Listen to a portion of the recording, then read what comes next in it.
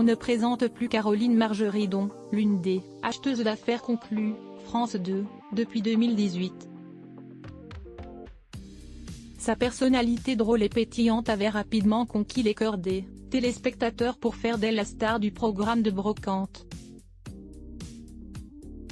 Forte de sa popularité, et toujours plus suivie sur ses réseaux sociaux où elle en dit beaucoup sur son quotidien, Caroline Margeridon a eu l'idée de publier en novembre 2021 un livre baptisé Livre.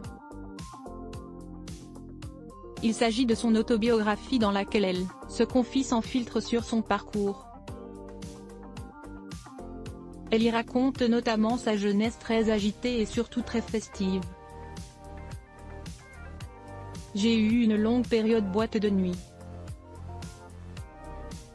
De l'âge de 11 ans jusqu'à 31 ans, âge où j'ai eu mes bébés, écrit-elle en faisant référence à ses enfants Victoire et Alexandre. Le bus Palladium, le Castel, le Palace ou encore l'Élysée-Matignon. Caroline Margeridon était alors de toutes les soirées parisiennes. Elle se rendait même au Pouce au Crime, une boîte de lesbiennes à 2 mètres de chez Castel.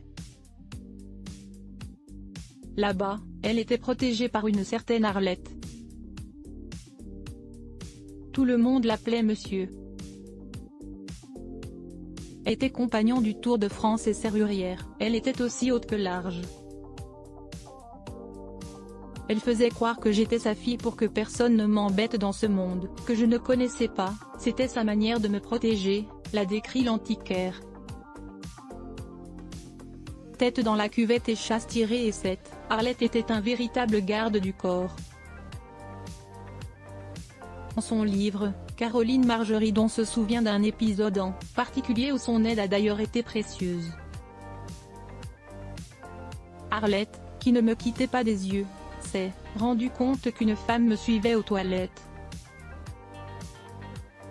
Elle a eu raison de s'inquiéter car, à peine arrivée, elle s'est jetée sur moi pour m'embrasser. Arlette l'a attrapée fermement, lui a mis la tête dans la cuvette et a tiré la chasse, apprend Théon. Une évocation du passé qui a rendu nostalgique l'acheteuse. Qu'est-ce que j'ai pu m'amuser avec elle. Elle n'est hélas plus de ce monde et j'en suis très triste, confie-t-elle encore.